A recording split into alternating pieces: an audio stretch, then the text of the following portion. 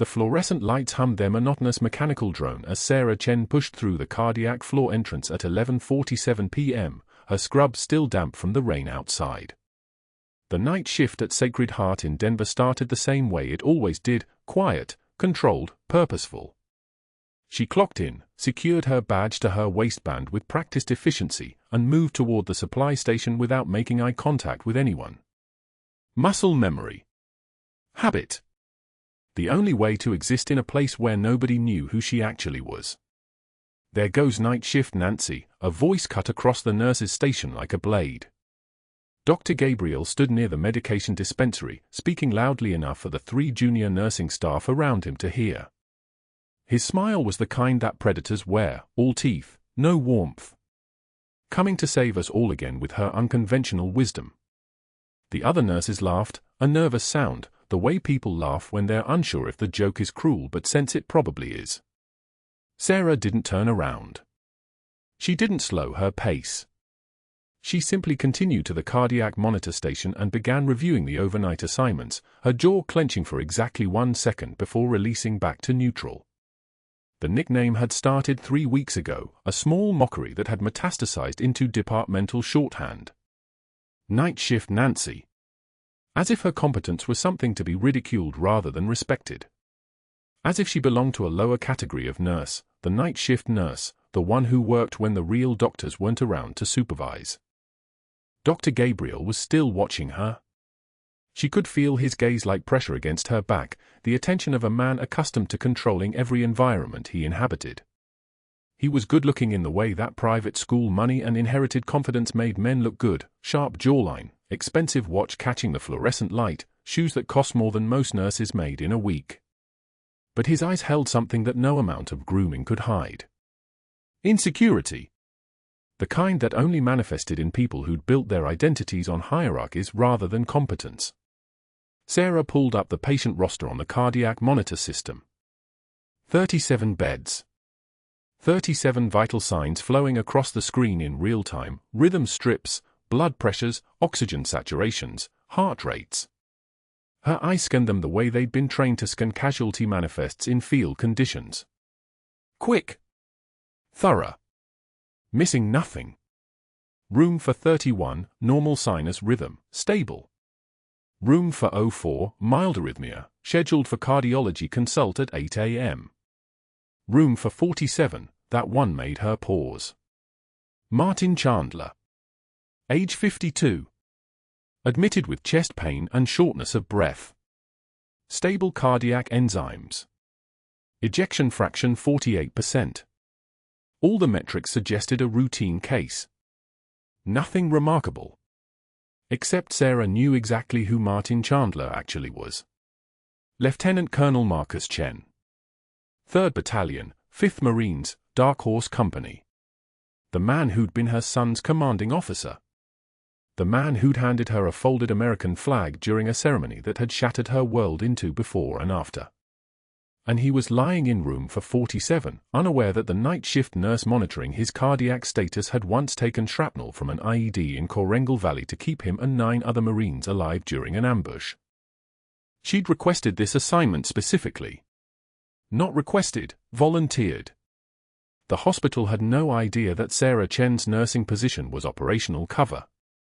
That she was here because the Pentagon's Counterintelligence Division suspected a medical supply diversion ring operating out of Sacred Heart's pharmacy, and Marcus Chen had critical intelligence about the network.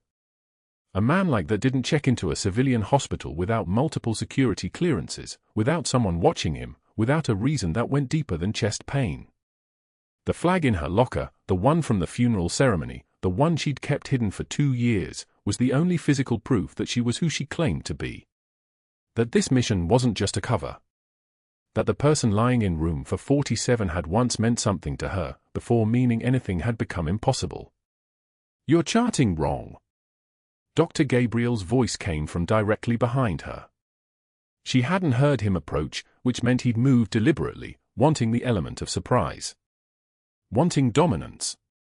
The post-cath notes go in the afternoon progress section, not the morning section. It's in the policy manual on page 43.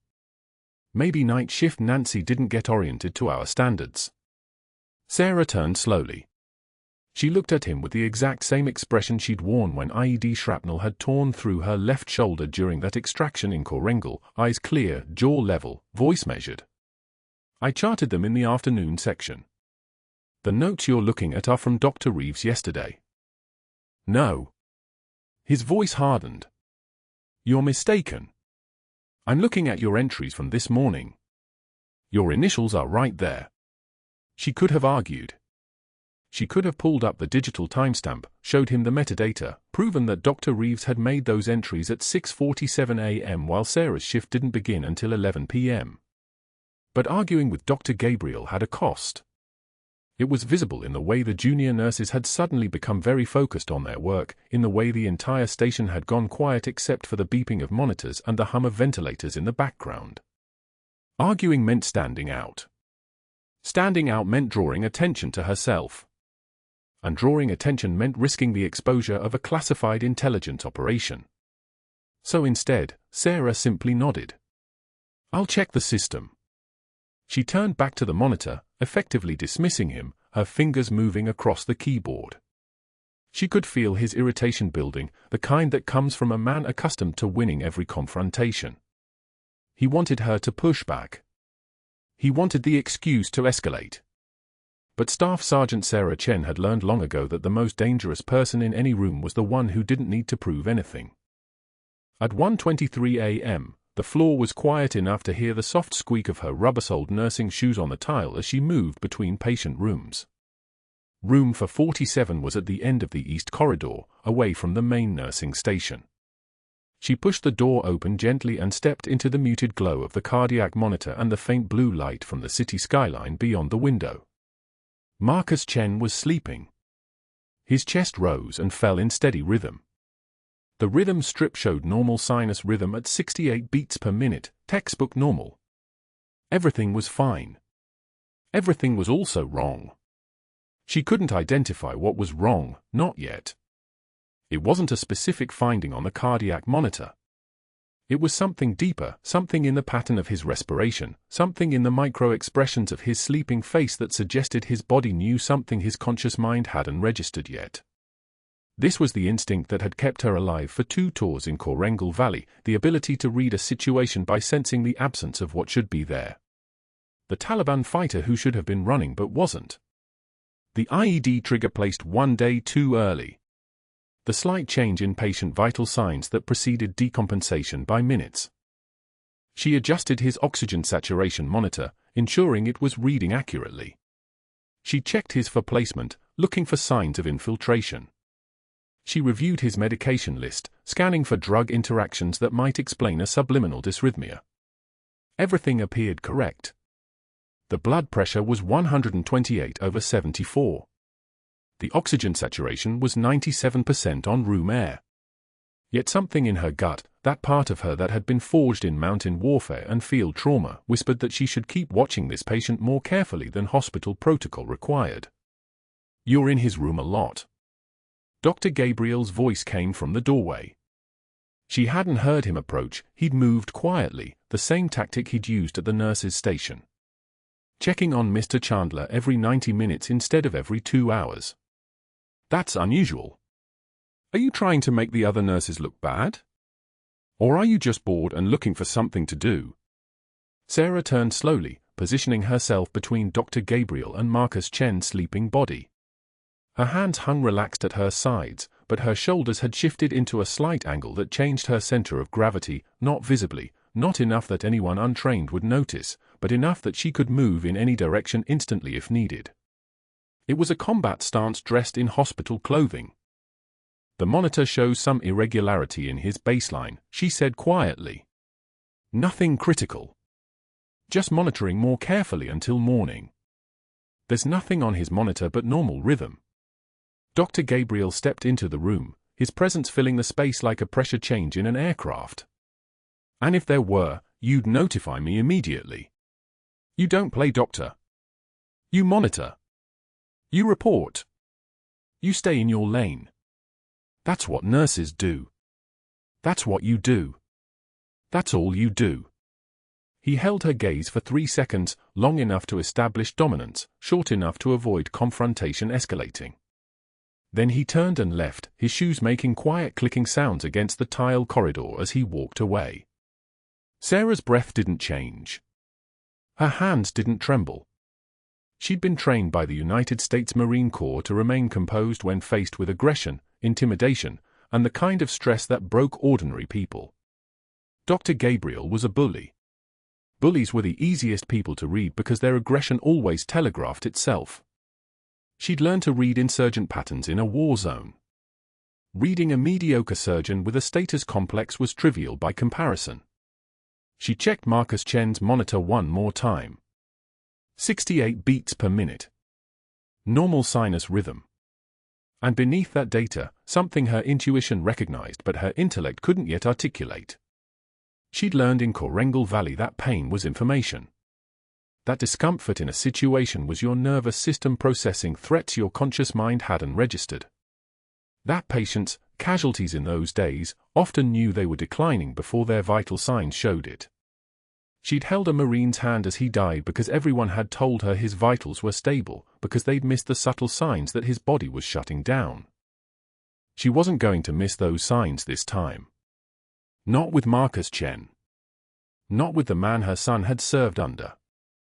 Not with the one person who'd understood what it meant to hold a fallen soldier's flag and know that you'd survive when they hadn't. The rest of the night shift stretched ahead of her, quiet, monitored, controlled. Sarah Chen moved through Sacred Heart's cardiac floor with the practiced efficiency of a woman who'd learned to exist in hostile environments by being invisible. She was just a nurse. She worked night shift. She didn't challenge authority. She stayed in her lane. Nobody saw her as anything more than night shift Nancy, the competent but socially disconnected woman who appeared when the day shift nurses left. Nobody saw the scar tissue that mapped across her shoulders from combat wounds. Nobody saw the trauma shears with an engraved call sign hanging from her pocket clip. Nobody saw the woman who'd chosen this hospital, this floor, this exact shift rotation because a folded flag sat in her locker and a man named Marcus Chen lay in room for 47, and neither of them could be allowed to fall on her watch. But that wasn't what mattered. What mattered was that at 3:47 a.m., as she was completing her routine monitoring rounds, the cardiac monitor in room for 47 began to show something new. A subtle shift. A pattern emerging. And Sarah Chen's hands, scarred from tourniquets and field medicine and 2 tours in Korengal Valley, reached for the call button with the certainty of someone who already knew that the real crisis was about to begin. The room went dead silent. Night shift Nancy thinks she knows better than a surgeon with 20 years' experience. Dr. Gabriel's voice carried the theatrical disgust of a man accustomed to an audience, and he had one, Marcus Chen's wife frozen in the visitor's chair, Lieutenant Colonel Chen propped against pillows, and Sarah standing at the four-pole with a clipboard held defensively across her chest. Room for 47 at Sacred Heart. 6:00 p.m. Visiting hours meant witnesses. Dr. Gabriel had timed this perfectly. Tell me, Nancy, did you get your medical degree from the same online university that gave you that confidence? His smile was a blade. The wife's eyes found the floor. Sarah had only suggested adjusting the fluid protocol based on Marcus Chen's urinary output trends, something she'd observed across for night shifts, something any competent nurse would notice, but Dr. Gabriel had been waiting for ammunition, and she'd handed him a loaded magazine. She took one measured breath.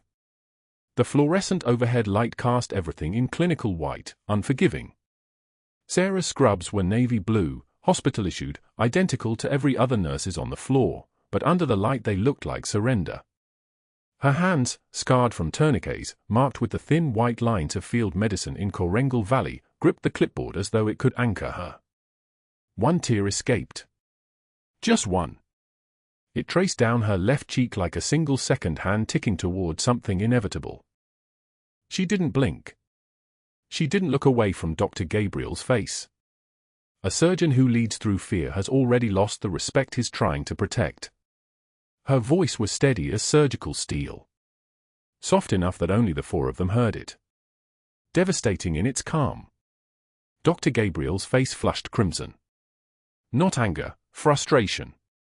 She hadn't broken. She hadn't trembled or apologized or retreated to the supply closet to cry. She'd answered him with something worse than defiance, clarity.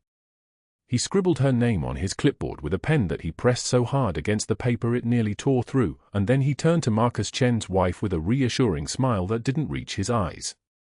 "We'll monitor closely. Excellent catch by our night shift team." The lie hung in the air like antiseptic vapor. He left the room without looking back at Sarah. She finished hanging before medication with hands that didn't shake. Muscle memory. 3 years of combat medicine training didn't forget how to function under pressure. The real assault came subtly. The break room on the 3rd floor, where night shift nurses ate their midnight meals between crises, became a psychological crucible. Sarah brought her sandwich, turkey, mustard, whole wheat, at 2 a.m. on the first night after the write-up. 3 other nurses were present, Keisha from pediatrics, Martinez from trauma, and a new resident named Dr. Patterson. The moment Sarah sat down, the room developed an invisible pressure. Keisha's phone buzzed. She glanced at it, frowned, muttered something about a patient needing labs. She left. Dr. Patterson suddenly remembered he needed to review charts. Martinez finished her coffee in 2 swallows. Within 4 minutes, Sarah sat alone with fluorescent lights humming overhead and the refrigerator's compressor cycling like a breathing thing. The next night, it happened again. 8 staff members in the break room. Sarah takes a seat at the long table. Silence falls like a curtain descending. 90 seconds. That's all it takes. Nurses standing up, finding sudden tasks, remembering phantom pages. By the 4th night, someone laughed as Sarah entered, a nurse from day shift who didn't yet understand the social geometry. But when Sarah sat down, the laughter stopped. The nurse who had laughed, guilt flashed across her face, and within 2 minutes she stood and left with the others. Sarah never changed her routine. She ate her sandwich with the same quiet dignity each night. She didn't flinch. She didn't seek out conversation or try to break the silence. She simply endured it, and in enduring it, she made every nurse in that break room feel smaller. Dr. Gabriel watched from a distance, tracking the progression like a general moving pieces across a battlefield. The isolation was calculated. Strategic. He was competent in his cruelty, methodical in his destruction. He'd weaponized hospital culture itself, the very infrastructure meant to support its staff, and turned it into a tool for erasure. The final blow came on Thursday at 6 a.m. when Sarah arrived for her shift. The unit bulletin board near the nurses' station displayed a formal notice in blue ink on hospital letterhead, disciplinary notice. S. Chen. Failure to follow chain of command. Inappropriate medical suggestions beyond scope of practice. Persistent insubordination. The notice was dated 3 days earlier, backdated to appear as though it had been generated during the Room for 47 incident.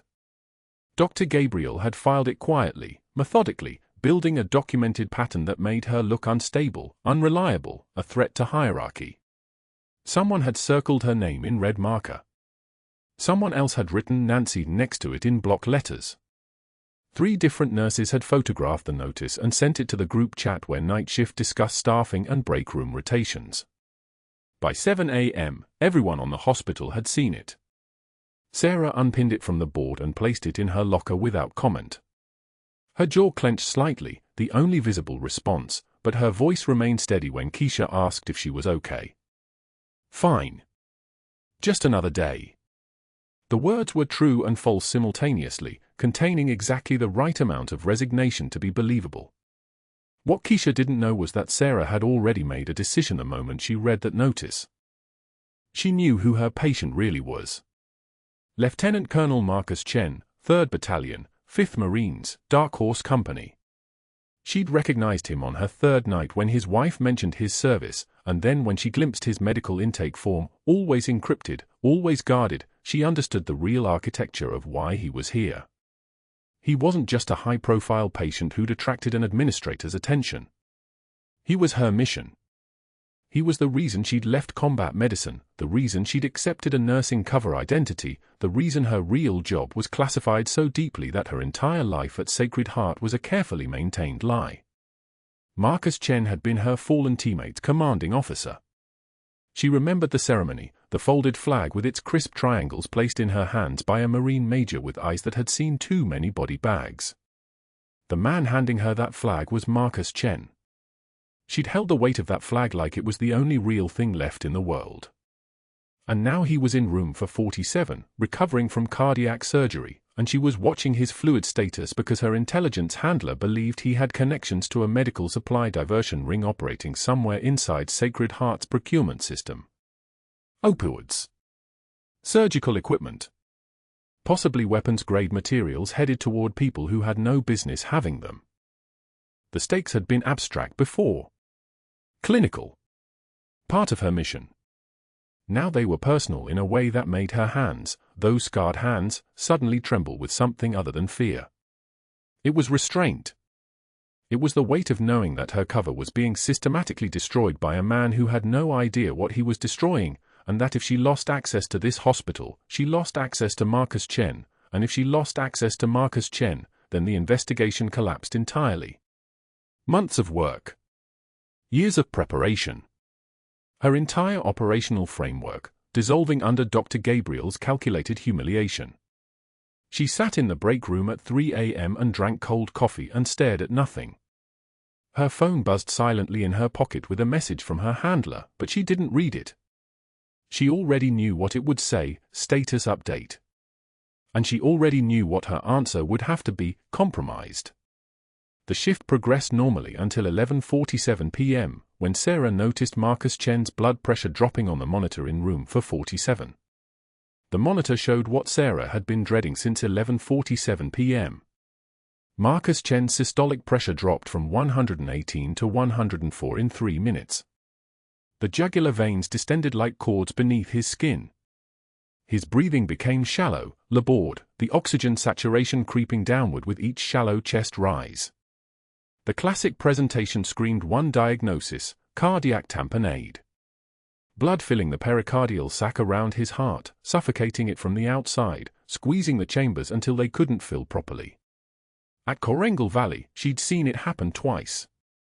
Both times, the soldiers had been dead within 4 minutes if nobody intervened. She reached for the phone at 11:52 p.m. and paged Dr. Gabriel. Code 911. Emergency response required. The message went out across the hospital network. She waited 30 seconds, watching the monitor. Pressure 98 now. Oxygen sat dropping to 89%. Her hands remained steady, her breathing controlled, but her mind was already running the procedure, needle placement, angle of approach, the precise depth of the pericardial sac below the xiphoid process.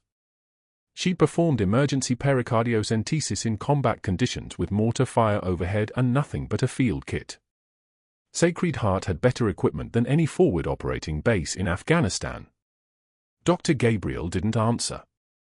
She paged him again. This time she added text, room for 47. Tamponade protocol required. The response came back as silence and falling vital signs. Pressure 92. The attending physician who'd made it his personal mission to destroy her was unreachable. Or ignoring her. Or deliberately unavailable because somewhere in his calculation of how to build a case against her, he decided that letting a patient deteriorate would serve his purposes better than showing up. Sarah disconnected the phone and moved. No hesitation. No permission. No waiting for a hierarchy that had already failed. She'd been trained by people who understood that hesitation killed. That protocol without flexibility was just a funeral by committee. She pulled the crash cart beside Marcus Chen's bed, hands moving with the terrifying fluid precision of someone who'd done this under actual fire. 18-gauge needle, bevel tip catching the fluorescent light above his bed. Chlorhexidine swab across his chest, the antiseptic smell rising sharp and chemical as the prep dried. She palpated the space below the xiphoid process, finding the anatomical landmarks the way a musician finds keys in the dark, by muscle memory and training so deep it lived in her bones. "What are you doing?" A traveling nurse appeared in the doorway, confusion and alarm mixing in her voice. "He's tamponading." Sarah didn't look up. "His pressure's collapsing." "ETA on Dr. Gabriel." "I paged him but—" "Then we don't have him." Sarah angled the needle, positioning it at 45 degrees toward the left shoulder. "Get me the ultrasound machine. And hang another liter wide open. Let's move." The needle went in smooth and controlled, advancing slowly while her eyes stayed locked on the monitor. She'd done this with nothing but palpation and prayer in a bombed-out clinic. Here she had equipment, light, a stable patient on a proper bed. She could feel the resistance change as the needle pierced through the parietal pericardium, that subtle give when tissue surrenders to precision. 45 seconds in. Blood flowed into the syringe. Dark and urgent. At 12:04 a.m., footsteps appeared in the hallway. Dr. Gabriel arrived with his hair disheveled and coffee on his breath, moving with the casual assumption that he'd find chaos and would be the one to resolve it. Instead, he found the room quiet. The crisis managed. The patient stable. Sarah calmly disposing of the needle in the sharps container, her movements efficient and professional, the kind of composure that announced capability rather than panic. His eyes went cold with something that wasn't relief. He stepped into the room and looked at Marcus Chen, whose blood pressure registered steady on the monitor. 108 systolic. Breathing normal. Oxygen saturation at 98%. Then his gaze moved to Sarah, and she watched calculation crystallize behind his eyes like ice forming on still water. "What happened?" His voice was flat, professional, already building architecture for something he'd decided in that instant. "Cardiac tamponade." Sarah's voice held no edge, no challenge, just the facts. Pressure dropped to 90. Distended neck veins. Muffled heart sounds. "I performed emergency pericardiocentesis. 120 cc aspirated. He's stabilized." Dr. Gabriel turned to the traveling nurse still standing in the doorway. "What did you observe?" "The patient was declining rapidly," the traveling nurse said carefully. "Sarah called for you. Twice. Then she knew what to do." He nodded slowly, his expression settling into something that looked almost like satisfaction. He stepped to Marcus Chen's bedside and examined the patient with the thoroughness of someone conducting an inspection rather than checking on someone he cared about. His hand reached out and photographed the vital signs display with his phone. Then he turned to the chart, read it with the intensity of someone studying evidence, and took photographs of those pages too. "Thank you for your quick thinking," he said to Sarah, his voice carrying the tone of someone complimenting a technician who'd performed a task outside her responsibility. "Not gratitude. Assessment. You should have waited for physician approval, but in this case the outcome was favorable." Sarah said nothing. She'd learned that silence sometimes carried more weight than words, that the spaces between sentences could hold more power than anything actually spoken. She watched him leave the room, watched him pause in the hallway, watched him begin typing something into his phone with the focused intensity of someone constructing a case. The traveling nurse approached quietly. "Was that bad?" she asked, uncertainty rippling through her voice. "What you did?" "Hospital policy says invasive procedures require attending physician approval," Sarah said, and the words tasted like ash. "I didn't have it." "But you saved his life." "Doesn't matter. Protocol is protocol." She knew it did matter. It mattered to her mission. Marcus Chen was stable now, his vitals restored, his cardiac output functioning again. She could continue monitoring him, could continue gathering the intelligence about the medical supply diversions that had brought her to Sacred Heart in the first place. Except Dr. Gabriel had just taken photographs of everything, the chart, the vital signs, the documentation of an unauthorized procedure, and she could see the shape of what he would build from it. By 6:47 a.m., when she finished her shift, Dr. Gabriel had already filed an incident report. By 7:15 a.m., when she returned to the hospital after driving home for an hour and a shower she didn't need, her phone had already received a text message, "Report to Dr. Gabriel's office immediately upon arrival." The termination notice was printed and waiting on his desk, her badge sitting beside it like a surrender flag.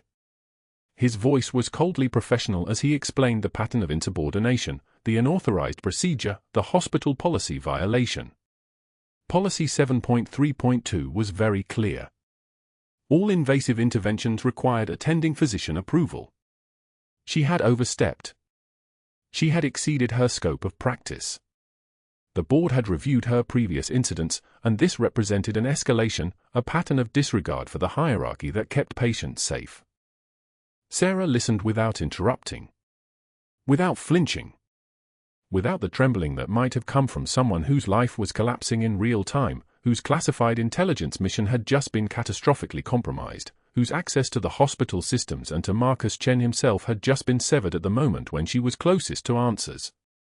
"You're terminated effective immediately," Dr. Gabriel said, his voice carrying a note of something like satisfaction. "Security will escort you to collect your personal items and then off the premises. Your final paycheck will be mailed. Your references from this position will reflect your pattern of protocol violations." She stood, reached for the badge, and surrendered it without a word. The incident report was filed at 6:47 a.m., before the sun broke the Denver skyline. Dr. Gabriel's handwriting was precise, each letter formed with the confidence of a man who had never questioned his own authority. Unauthorized pericardiocentesis. Failed to wait for attending physician authorization. Violation of Hospital Policy Section 4.2.1, subsection C, the rarely enforced regulation that required physician sign-off before any invasive intervention, even when a patient was actively dying. The report read like a legal brief, each sentence designed to build a case that felt inevitable, a pattern of insubordination waiting to be documented. But the incident report alone wouldn't be enough. Dr. Gabriel knew that. He spent the next 3 hours in his office with the door locked, pulling files from the digital archive. Sarah's write-up from the room for 47 incident. The documentation of her unauthorized decision-making regarding pain management protocols. The formal note about the break room isolation, marked as an observation, not a disciplinary action, but useful nonetheless. Each document was a brick, and he was building a wall that would be impossible to climb over. By 9:15 a.m., he had assembled a presentation folder. 23 pages. Complete with dates, times, and witness statements. The pattern was clear if you looked at it from his angle, a nurse who consistently acted without authorization, who made decisions above her pay grade, who represented a liability to the institution. A nurse who needed to be removed before she caused more damage. He called the hospital board president at 10:30 a.m.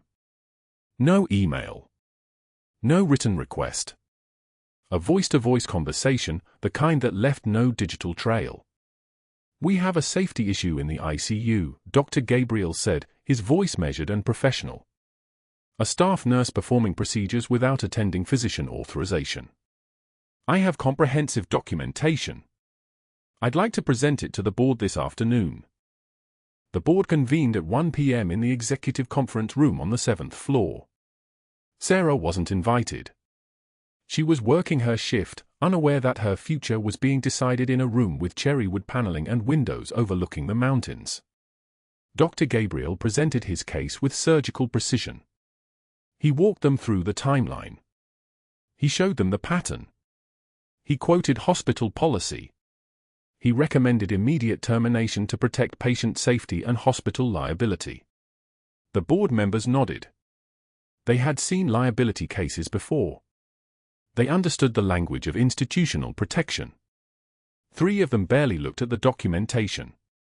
One woman in the back asked a single question: has she endangered a patient? Dr. Gabriel paused, just long enough to let doubt bloom. "We don't know yet," he said. "The patient survived, but the procedure was performed without authorization.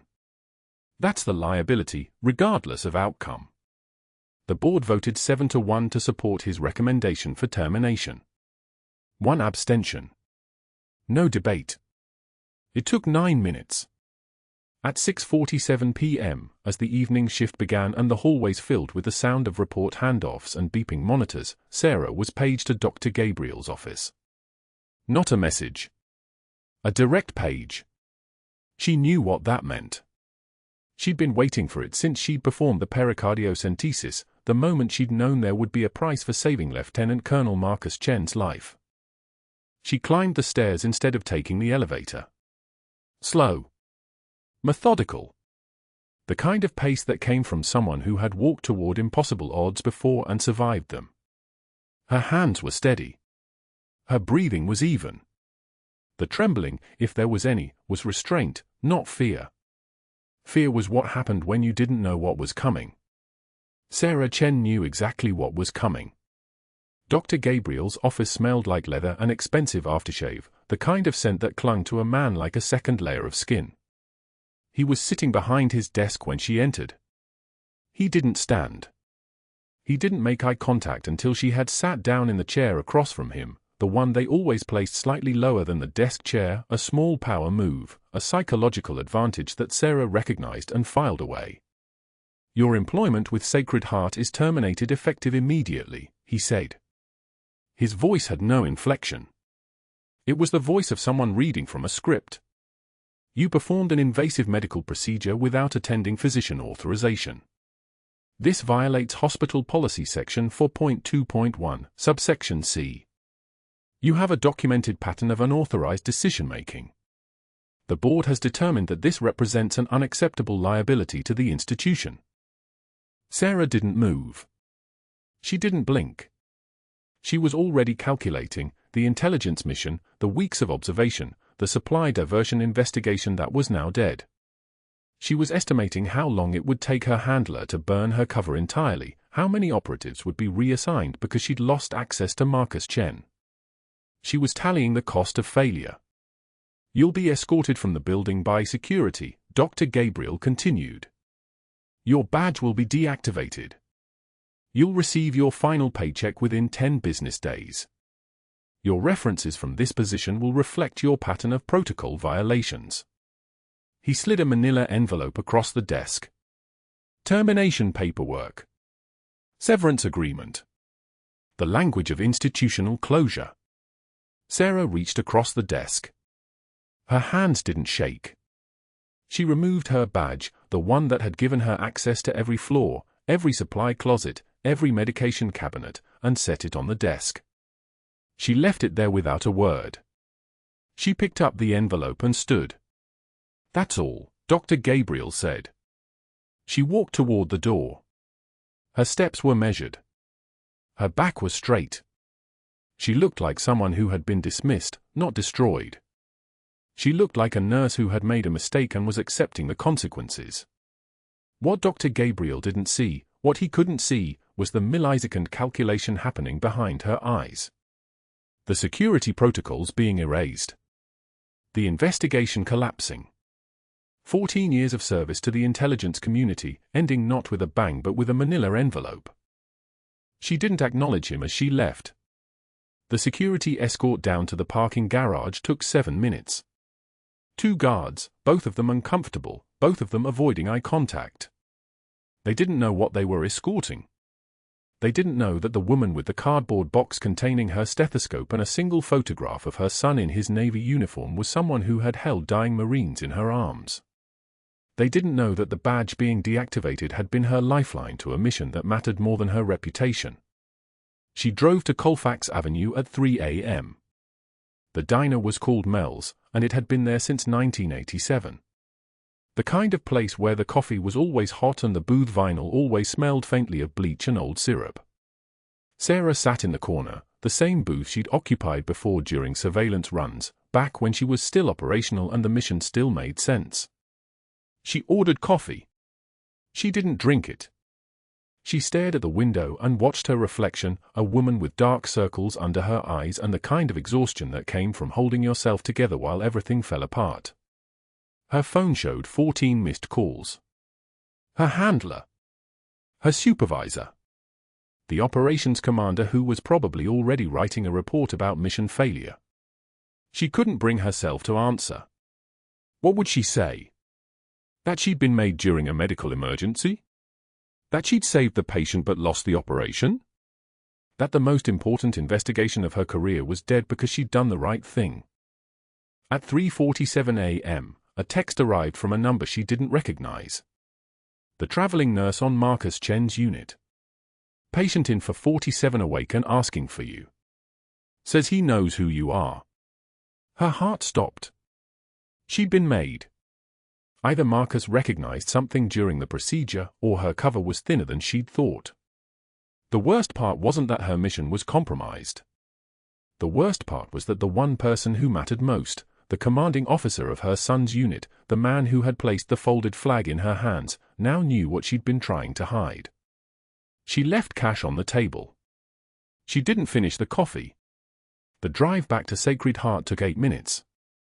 She sat in the parking lot at 4:13 a.m., watching the fourth-floor windows where the ICU lights glowed against the pre-dawn darkness. She had no badge. She had no access. Security would stop her if she tried to go inside. But she sat there anyway, watching, waiting, unable to leave the place where her mission had been born and died in the same moment. That was when she saw the vehicles arriving. 3 black SUVs with military plates, pulling into the executive parking lot at 4:27 a.m.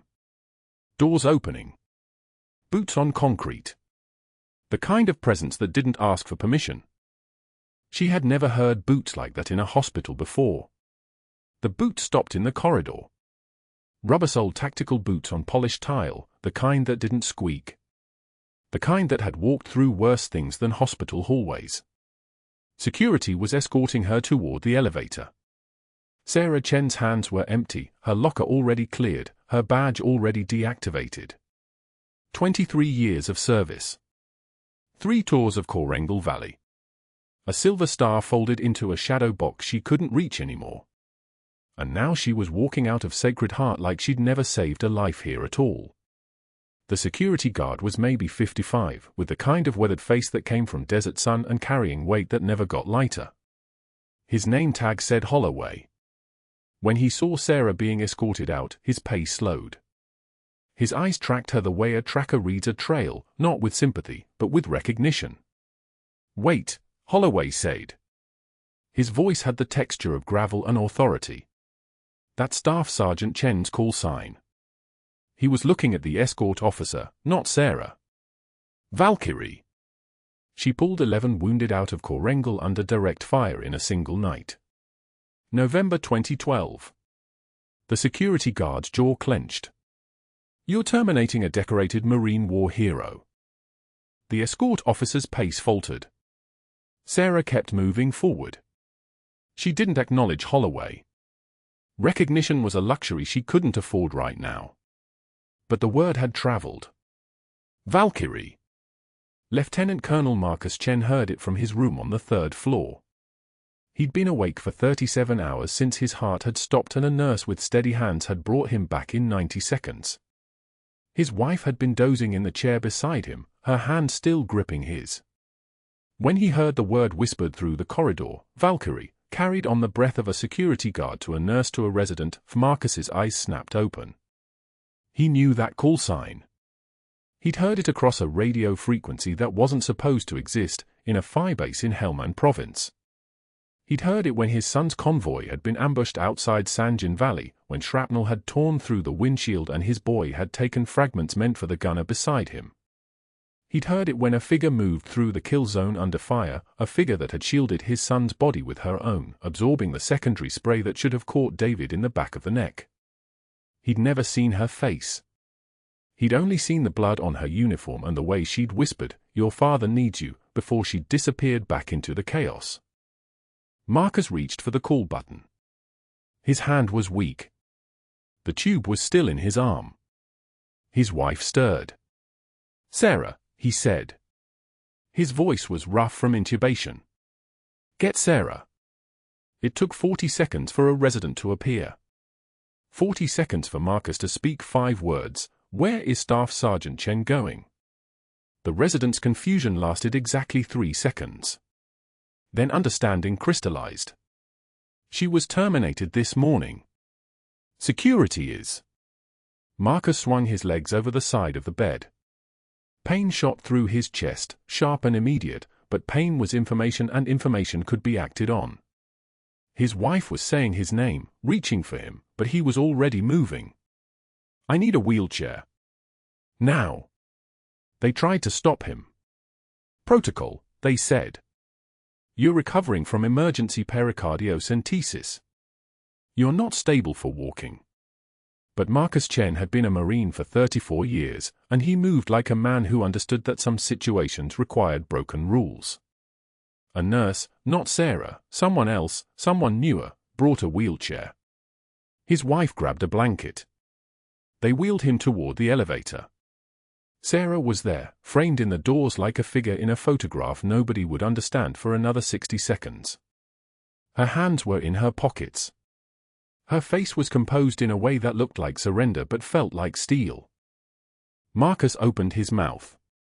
One word came out. Simple. Complete. Everything. Valkyrie. The corridor stopped. Nurses froze mid-stride. A resident's pen paused above a chart. The escort officer's hand dropped from Sarah's elbow. Sarah's head turned. Her eyes found Marcus Chen's for the first time since she'd whispered to him in a combat zone 5 years ago. Recognition was a door opening. It was a mission succeeding and failing in the same moment. It was the flag coming out of the darkness. Holloway's voice cut through the silence like a blade. He was still standing there, hands in pockets, career Marine written in every line of his stance. You all need to listen to what just happened. That woman right there? SSGT Sarah Chen. She pulled 11 wounded out of Korengal under fire in a single night. November 2012. One night. 11 bodies that went home because she moved like a ghost and fought like a demon. His eyes tracked to Sarah. You're escorting a legend out of this hospital like she broke protocol instead of saving a patient's life last night. The security escort's radio crackled. An urgent voice, all available supervisors to the main lobby. Now. Within 4 minutes, a Marine general walked through the doors of Sacred Heart Hospital in Denver. He was tall enough that he ducked slightly under the frame, his uniform pressed with the kind of precision that came from 40 years of knowing exactly who he was. His name was General Pierce, and he carried 200 staff members' attention in his presence the way a fist carries a hammer. Behind him came 2 Marines in dress blues. Behind them came Lieutenant David Chen in BDUs, using a cane, his shoulder wrapped tight beneath his uniform. Sarah's breath caught once. Just once. General Pierce walked to the center of the lobby. 200 staff members watched him move. I'm going to read something, the general said. His voice was a tank idling in a garage. I'm going to read it here, in front of all of you, because what happened here yesterday needs to be heard, and what's going to happen next needs to be witnessed. He held a folder. He opened it with precision. Staff Sergeant Sarah Chen. United States Marine Corps. Enlisted 2001. 3 full combat deployments to Kandahar Province, Helmand Province, and Korengal Valley. November 2012, Fire Base Viper, Korengal Valley. 1 squad, 7 wounded, enemy fire from 3 directions. SSGT Chen administered emergency trauma medicine while moving under active fire, loaded 7 casualties, and extracted from the kill zone with 0 additional casualties. All 7 personnel returned to duty within 4 months. The general's eyes moved up from the paper. 200 staff members stopped breathing. Bronze Star for Valor. November 2014. Combat medicine under fire. 3 additional Marines alive today because of her actions in a valley that ended 8 years ago. He turned the page. Silver Star. March 2015. In recognition of gallantry in action.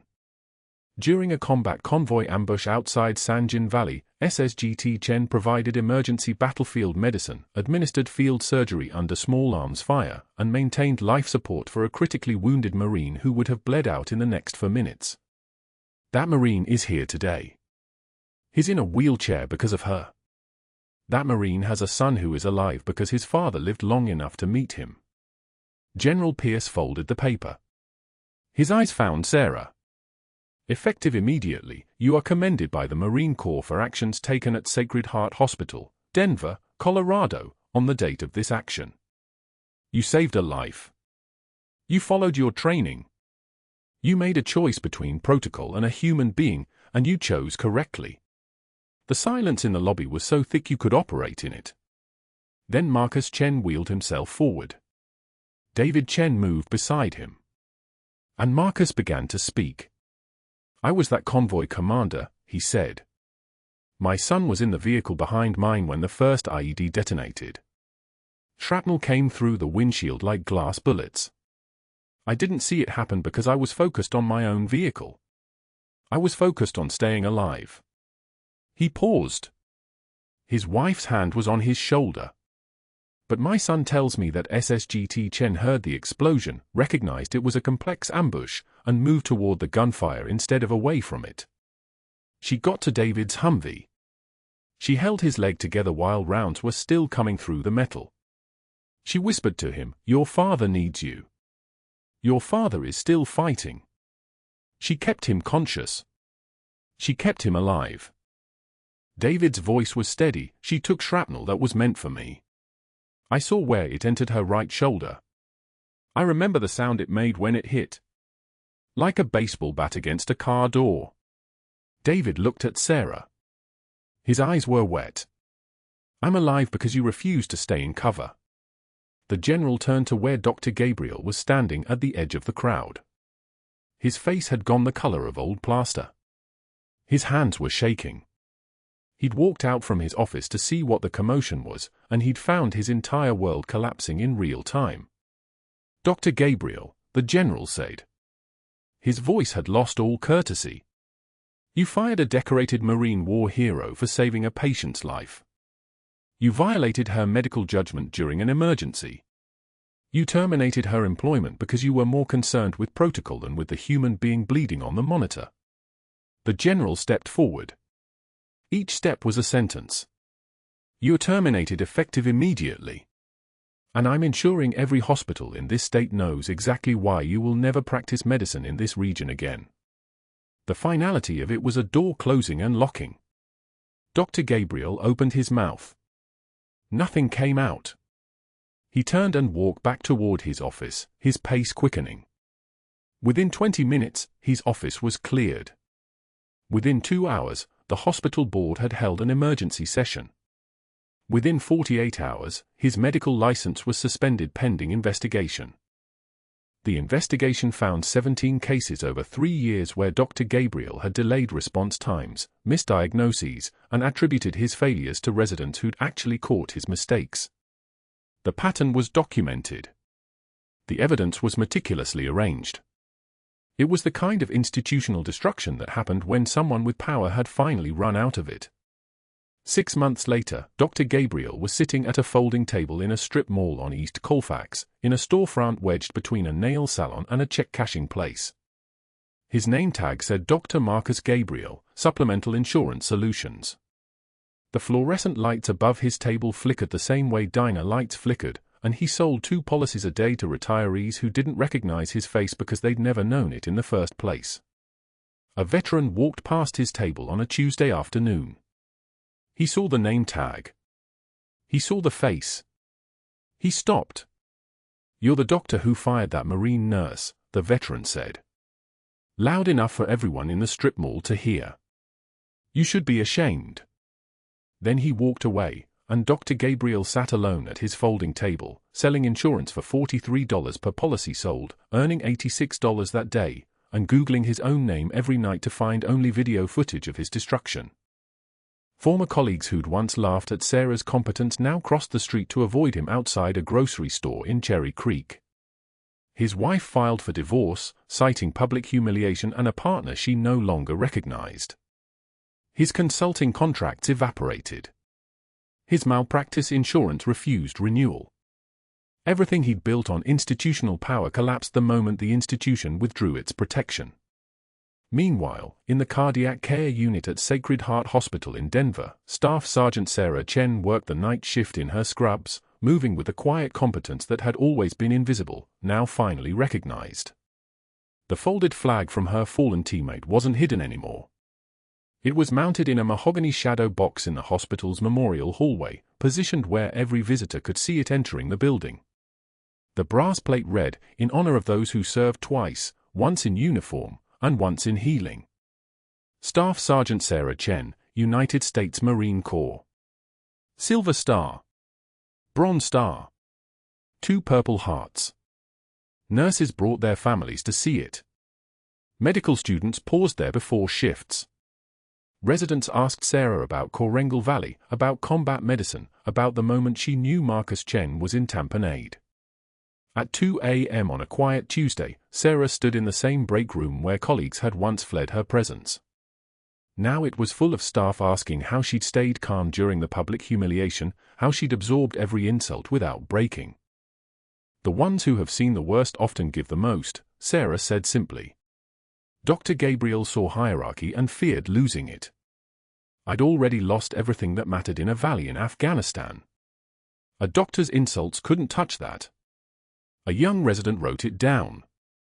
Sarah finished her shift at 7 a.m., walking past the memorial hallway where early morning light caught the brass plate. She didn't stop. She saw it every day, and some things didn't need acknowledgement. Outside, Denver was waking up. Her phone buzzed at 7:23 a.m. A text from Lieutenant David Chen, Marcus's son, now recovered and back on active duty with his unit. It read, "Thank you for my father. And for me. Semper Fi." She didn't respond immediately. Some debts didn't need words. Some gratitude lived in the space between heartbeats, in the knowledge that a Marine was walking on 2 legs because another Marine had refused to stay in cover.